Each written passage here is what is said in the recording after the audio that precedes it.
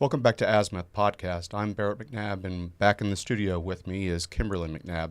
One of the things that we like to talk about on this podcast is family values, and nothing is more important to family values than the mother and father dichotomy that is prevalent in all successful upbringings of children.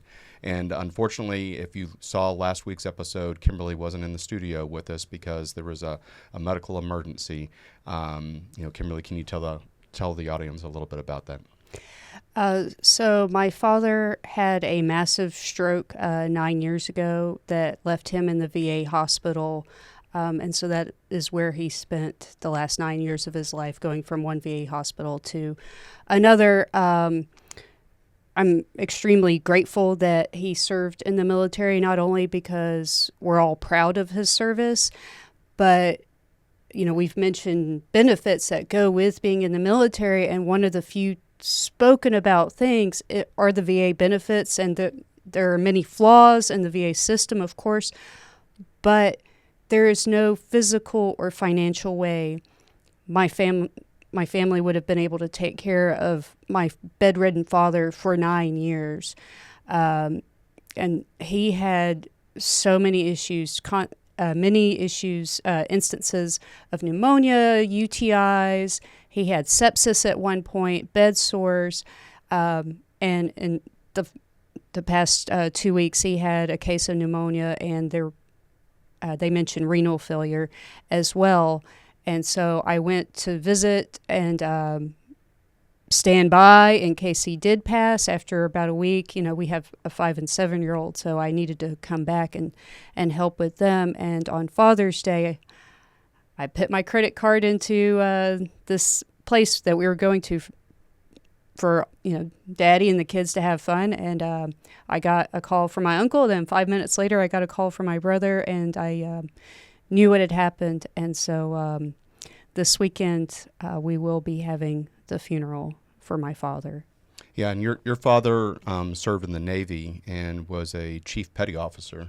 Yes. So, it's a very distinguished rank in order to achieve. And we've been together for 14 years, married 12, and I was very blessed to have met him and had him in my life as well. And, one of the things that we're talking about, just this coming off of Father's Day just a few days ago, is how important the father is in raising children. It doesn't matter what political spectrum that you are. Obama, he emphasized, having fathers in the home. The same thing for conservatives, really push to have a nuclear family. And, I know that we're going to be sending you back to Georgia and Alabama in order to have them buried in a full military funeral at Fort Mitchell, Alabama, just outside of Fort Benning, Fort Moore. And we're going to be, sad that unfortunately the children aren't going to be able to fly out there to make it. But I know that you being the senior child of him, you have a brother as well that's younger, but I think you've prepared a eulogy, and I thought it was so beautiful that I really wanted Kimberly to share it with you. Now she's going to read it obviously during the funeral, but would you like to go ahead and read it for our audience here? Oh, thank you, Barrett. It is a rough draft, but this is my first shot at it. It would go like this. Good afternoon, friends and family. Thank you to everyone for coming today. My name is Kimberly McNabb, and I am the daughter of Robert Kite. My father, Robert Bobby Kite, wasn't just tough by being in the Navy. He grew up tough, and he took great pride in being tough. And he was always going, and he was proving that he was tough, and he was going along the way and making stories all along the way. And one of the more comical stories was he took my brother fishing, and they were on a riverbank fishing, and the dam released a bunch of water, and it swept my father away in the rising tide. So my brother had to go find him.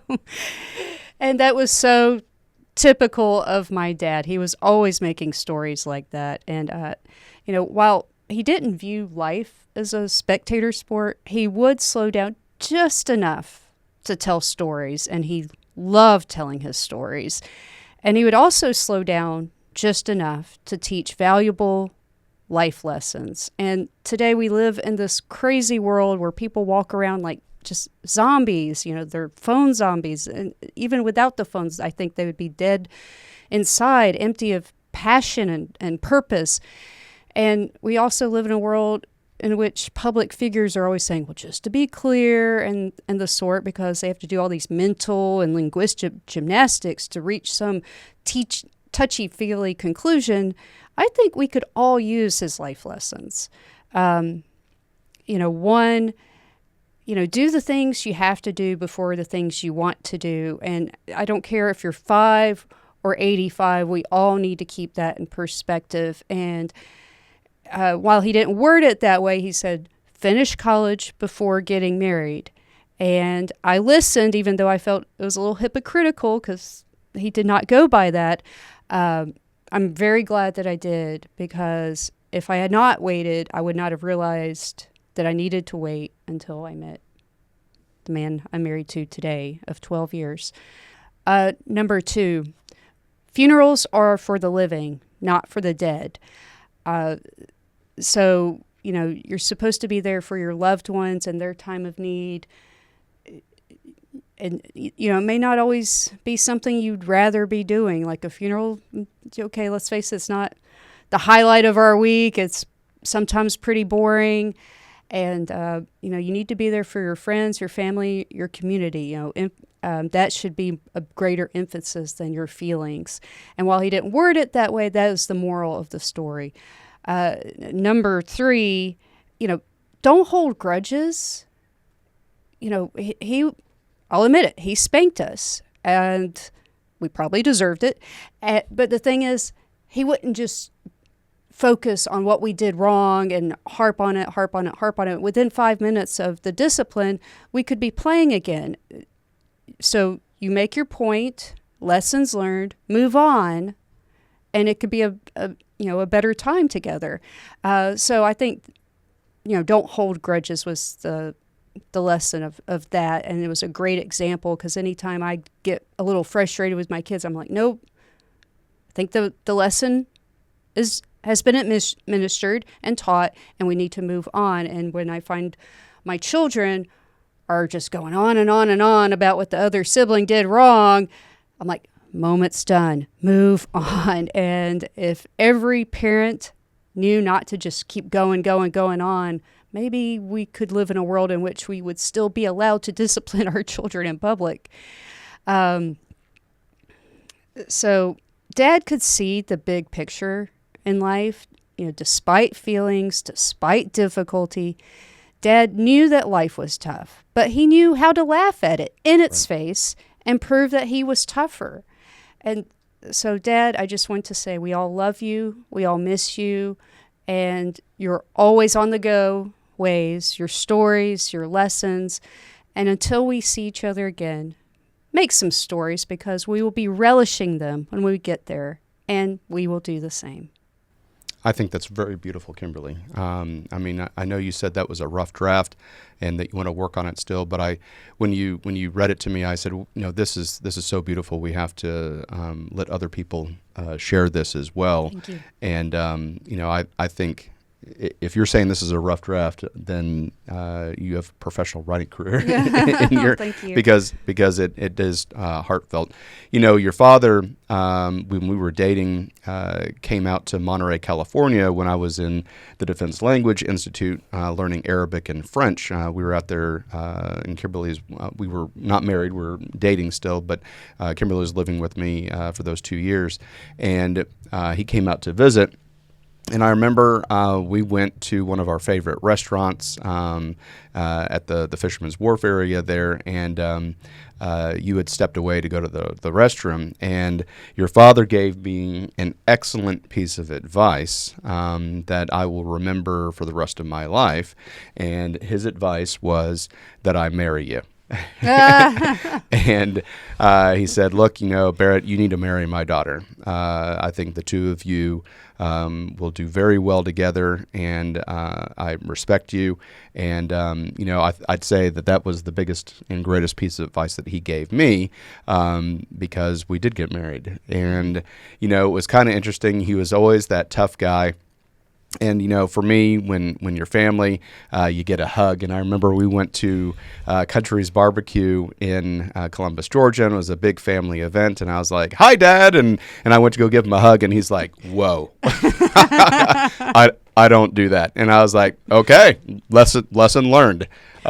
Makes me think of the World War II guys. They were celebrating D-Day, and so you have all these World War II guys in wheelchairs, and they're still these giants, right? Sure.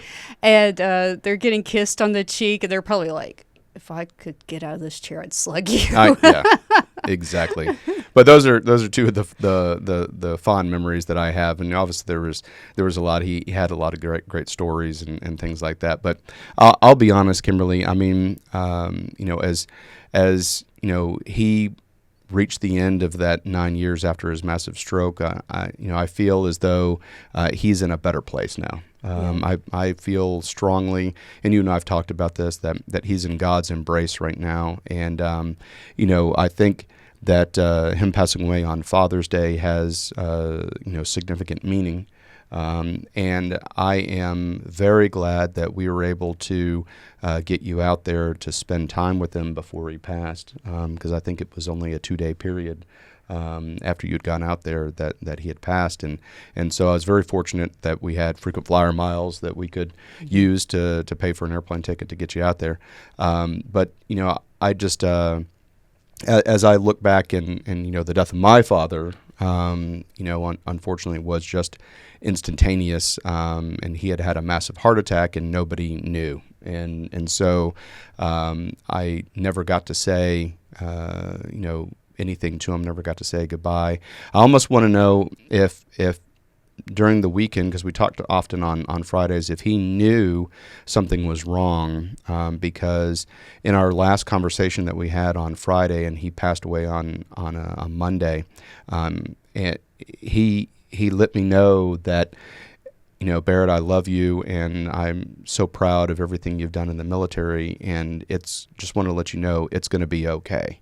And, you don't think about, okay, well, thanks, Dad. But I think that was his way of saying, I think something's wrong, and I'm going to pass away, and I just want to let you know everything, you're going to be okay. And so I am glad that you did get to see him and talk to him and spend time with him.